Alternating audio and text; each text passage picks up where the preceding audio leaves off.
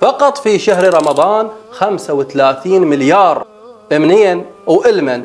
من العراقيين نفسهم اللي جاي يشاركون ويساهمون اليوم بهاي الدعوة الإنسانية من المرجعية لإخوانهم في إيران وفي لبنان.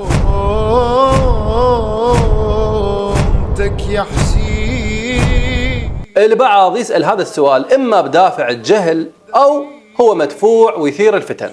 أولا، شيعة الإمام الحسين عليه السلام هم أهل الكرم وما يحتاجون واحد يذكرهم أو يعلمهم. قدرت اليوم مؤسسة العين تجمع مبلغ 35 مليار. سمعت زين؟ منين هذا؟